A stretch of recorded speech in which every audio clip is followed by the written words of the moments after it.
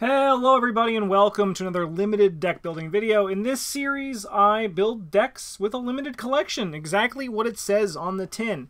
Today we are actually doing something that we haven't done in a while because it's been a bit since a new cycle has come out in the re-release format. So I did this for Carcosa, I did it for Dunwich. I am building a deck, two decks, using only the revised core and the Forgotten Age re-release. It's very likely that you might have, you actually might have Dunwich and Carcosa if you're just picking up this new stuff, but this video is specifically targeting people who only have the revised core and the Forgotten Age. I recommend if you have more, just kind of look through, read the cards, see if any of them feel like they would fit well with these decks, and yeah, it's pretty much just like, it's all about exploring your collection. This is kind of just a starting point. So this one was a little bit interesting. I did kind of a what combination I thought would be most fun. There's probably a better one of, I did Leo and Finn. A big part of this is I like Finn. I like Finn a lot. But another good combination would be Leo and Ursula. But funnily enough, Leo and Finn actually don't have too much conflict for their green cards. And Finn actually doesn't have a lot that Finn can upgrade to in the collection that you have when you do get. So it is a little bit strange, but why don't we talk about it? These guys can both kind of flex. Like Finn can evade and punch small things. Leo can get low shroud locations. But most of all, these decks are designed to fit the traditional kind of fighter and clover role, with Leo being the fighter, Finn being the clover. What this can mean is that this, like I said, they can kind of flex, but they have their purpose. So why don't we talk with the fighter first. Leo Anderson is a very fun investigator, where after your turn begins, you can play an ally asset reducing its cost by 1. 4/3/4/1 for his stats, and his deck building is going to be, there's really no easy way to show with, oh, here we go, right there. Guardian 0 to 5, Rogue 0 to 2. So Finn, on the other hand, has Rogue 0 to 3 and illicit cards 0 to 5, and also a splash of up to 5 level 0 Seeker and Survivor cards. Now, this is a bit spooky. It is, admittedly, to like try to do the two, but like I said, there's not too much because this Leo deck is very heavy on the Guardians. Let's start with the allies because like that's what he does. We have Beat Cop here to give us +1 fist, to allow us to fight even better. Along with Beat Cop, we also have Guard Dog, which is just a great ally. He's super efficient at 2 resource costs. That's a really nice level for him to be at. And he also is a great way for us to deal additional damage without, like, you know, stressing too much on our health because the damage can go on Guard Dog. Notably, it's when an enemy attack deals damage. So if an enemy deals horror, and it kills the Guard Dog, but no damage, the Guard Dog won't deal any damage. Just to be, it won't like deal the damage back to the attacking enemy, just for your reference. Next up, I mean, we have Mitch Brown, he's our signature. But Venturer is here. Venturer can load the Derringer. You also could feasibly run the 45 automatic in this deck. Once again, these are like what me looking at the limited collections, right, of like what I would do with it. I'm not a big fan of the 41 automatic. I actually kind of like the Derringer a little bit more. But what Venturer does is reload the gun, be a good amount of soak, but he also, originally I had this being Leo DeLuca, which you can find in the Finn deck. By the way, you can find a link to both of these decks down in the description. If my jumping through is just too quick for you, you can look at them at your own pace. Originally, this was Leo DeLuca, but I switched it out to Venturer and put the Leo over here just because Finn didn't have an ally at level 0. That, you know, he could play. Like, it could be Dr. Milan, but we're going to be going to a better one. We'll get to Finn in a few seconds. But Venturer works, and especially Venturer can stay if you're, like, going to go into any big gun stuff. So whether it be the flamethrower or the shotgun, which I don't have here, but it's another option. Or even just, you know, like more ammo on your Derringer, right? Like this guy provides soak and essentially another copy of your Derringer gun. Just the bullets are given to you very slowly. Our weapons, we have the 41 Derringer. You get +2 fists for this attack. If you succeed by 2 or more, this attack deals +1 damage. For a rogue like Schizo Tool, who you might also find in your revised core set, this is a bit hard to hit consistently. However, with Leo and a B-Cop, you're going to be attacking at 7 with this gun, which is much more likely to hit. Our more reliable weapons is we have the Machete, which allows us to attack and, you know, just like deal damage of assuming it's the only ally engaged with us. And then also a Survival Knife, which is a nice tool that also works well with Guard Dog. Notably, it has the same text, which means if the enemy just deals horror to you, the Survival Knife is not going to do anything. Backpack is going to allow us to find a good chunk of our weapons, all 3 of them. Also, it'll help us find these handcuffs and this emergency cache. These are supplies. If we add more weapons or upgrade our emergency cache, this will also do good things for us. Handcuffs are here as a way for us to evade enemies. If you have this and you have the revised core and you might have picked up the player card expansion and you might pick up the campaign, this works well against some enemies in that campaign, but this card also actually will do work for you in your Midnight Mask, which you have in your revised core. This could be something else, but I like it here as the item handcuffs. But this is like one that, like, if you have a bigger collection, this is something you can look at. Same with Venturer, TBH. And I mean, also, like, all decks get better when you get more juice, in your collection. So it really also comes down to, like, even looking at the Finn deck, what you can improve. These are just like starting point suggestions of the decks I would play with and I would bring to the table if I was building with this limited collection. Coup de Grace is a way for us to deal some damage to an enemy, and if it kills the enemy, you get to draw a card. It's pretty easy to make this thing work.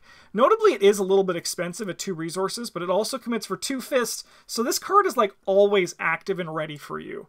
Emergency cache, 3 resources is good. We need to play weapons, we need to play allies, and economy is surprisingly hard to find with such a limited collection. I promise you, if your collection gets bigger, economy gets a lot nicer. Notably, picking up the Nathaniel Cho starter deck, if you have that, level 0 stand together, which I'll just put on the screen for you, because it is a very nice economy option that exists in Nathaniel Cho.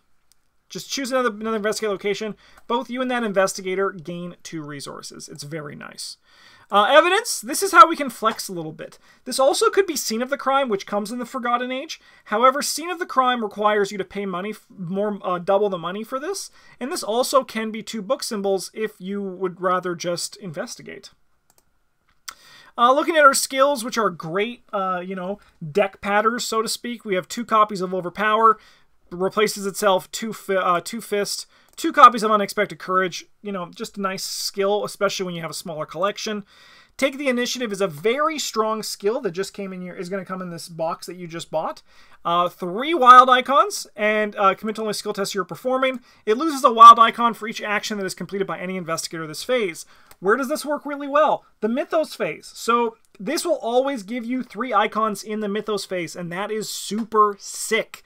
It also works if you go first. If you need to, like, for example, kill an enemy that's really important to kill, like maybe you are shooting a shotgun or it has like 5 fists, you can say, hey, let me go first. I'm going to try to kill this guy. Take the Initiative is really nice for that. Last card we have here is from the core set, Vicious Blow. More damage is a good thing. I'll get to these upgrades in a second, but why don't we go talk about Finn Edwards. Finn Edwards is a very fun investigator, and he actually has some good tools that make him more consistent. Most notably, in the revised core, it comes with a copy of Lockpicks, which, if we go to the card page, you can see originally actually comes out on the Path to Carcosa. So if you have the Path to Carcosa already, this deck's like double good to go. But now with the revised core, this makes it even easier for you to play with this awesome card in your decks. Finn's ability is Willpower 1, Intellect 4, Combat 3, Agility 4. So 1 Brain, 4 Book, 3 Fist, 4 Foot. And you may take an additional action during your turn, which can only be used to evade. This is a nice ability because it's kind of just a panic button that you can just, like, if you draw something, you can actionless get rid of it. And with your 4 Foot, you're probably going to get rid of it. While it doesn't necessarily solve the problem that you're faced with, it is a good tool for you to be able to manage the problem, or at least turn it off for a second for Leo to get to your location and start killing it if he's not with you. As I said, the deck building, Rogue 0 to 3, and our splash cards. Why don't we look at our splash cards? You can actually have a lot of leeway with this. This is where Finn is really fun, because you can kind of just like mix and match. I went with 2 copies of Magnifying Glass. This also pretty reasonably could actually be, you know what, we're going to call an audible. We're calling an audible right now. We're making a change. We're going to go to 1 Magnifying Glass. So we could go to 2 deductions, but you know what, I also kind of like a Dr. Milan Christopher. Drop in one of these guys. You could lose the Leos. You know what, you go like this. You go like that. We have to cut a card. You know what? I immediately regret this. So much so I'm going to cancel my edits. But I mean, like, this is kind of like what you can do with this kind of stuff. Like, there's a lot of things that you can change it. So if you like Dr. Milan, bring Dr. Milan in. You're probably going to need to buy a Charisma because we're going to be getting a really good ally in the future. Notably, Leo DeLuca kind of shoots our curve up to the moon. I went with Magnifying Glass because your job is getting clues, and this is a very low power, like low cost way to get it. It's high power, low cost. When I said low power, I meant to say low cost because it is a very strong card. We also have 2 copies of Lucky and 1 copy of Deduction. This could be 2 Deductions and 1 Lucky. That's a very easy switch. It also could be 1 Magnifying Glass and 2 Deductions. That's also actually probably a pretty alright change to make. So much so we're actually just we're gonna call an audible. That's an easy thing that I'm just kind of down to do right now. See, this is what you gotta like look at your decks. You gotta like, they're never finalized. You can always just tweak them and make them a little bit better. Other ways to help us get clues is we have this flashlight. Flashlight, it reduces the shroud by 2. This can be replaced actually like pretty much 1 for 1 with the lockpicks. When you buy a lockpick, you can take out a flashlight. You could keep them all in if you really want to, but you don't necessarily have to. Notably, we also have a gun for one of our signatures. You can shoot with it, and it actually can shoot pretty well. Finn can fight. He's a flex. That's what he can do. But once again, we're kind of looking at getting the clues. Lucky Cigarette Case is a way for us to just continually fill our hand with cards. After you succeed at a skill test by 2 or more, exhaust it to draw a card. We have 2 copies of Leo DeLuca. We may take an additional action during our turn. This is looking to be replaced. He is a very expensive ally. Very expensive.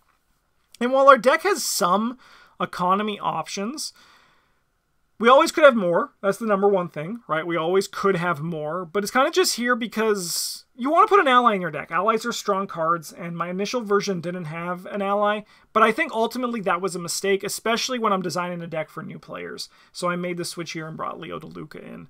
For some of our economy, we have 1 copy of Burglary. We can exhaust it as an action and investigate. If you succeed, instead of discovering clues, gain 3 resources. This is going to be pretty easy to trigger as Finn, and it's a way for us to spend some time getting clues. We also have 2 copies of Pickpocketing. After you evade an enemy, exhaust it to draw a card. These could be switched. You could have 2 copies of Burglary and 1 copy of Pickpocketing. That's also a good way to go. I like the Pickpocketing a bit more because the foot symbol is a bit more relevant sometimes when you need it. And I also just think it's a better card than Burglary. Others disagree, though. So you take the one of the 2 that interests you most for that. 2 copies of You Handle This One. This is actually a fun little thing. So this passes a card that you draw to another player as long as it does not have peril.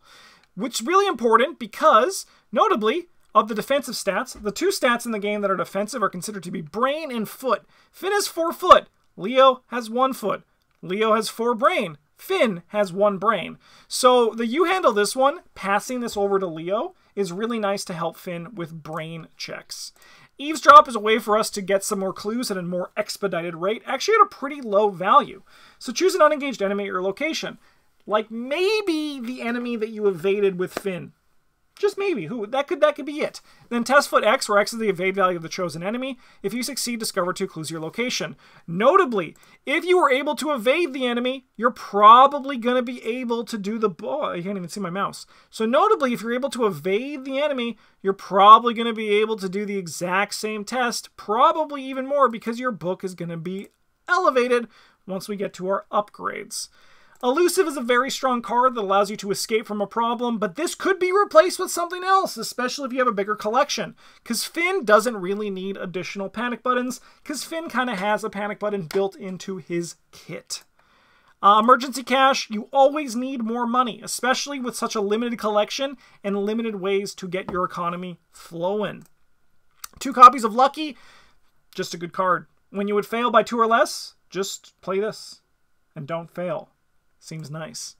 2 copies of Slip Away allows you to lock down an enemy because you add your book to your skill value. So you're evading at 8, and if you succeed by 2 or more, it does not ready during the next upkeep phase. That is nice. Notably, this is an evade action, which means you may take an additional action during your turn, which can only be used to evade. You can use that action to play Slip Away. Very nice. 2 copies of Sneak Attack deal 2 damage to an exhausted enemy or your location. Like the evidence that Leo Anderson has over here, the Sneak Attack exists as the way for them to flex with one another and kind of support when needed. There's also another card called... I just took it out of the deck. It's not Cheap Shot. Let's find it. Let's find it. It's another option that you can just play with, but I just took it out of the deck because it's a bit expensive. It's an event... Backstab. So you also can run this if you want to flex even further. This attack uses foot instead of fist. This deals +2 damage. Once again, I'm kind of just showing you like a large variety of options that you can take while I'm providing my own decks, because I have a unique playstyle that's, well, not a unique playstyle. I have a playstyle that is mine, and you might have a different playstyle than me. So exploration and kind of like looking at your cards is the best way to learn and get better. 2 copies of Deduction to get more clues. Clues are good. More of them are even better. This was originally 1, which I think this actually looks a lot nicer. I like this change. I like it quite a bit. 2 copies of Perception. It's like Overpower, but for books. Hey, and that's what Finn's doing. Very wonderful.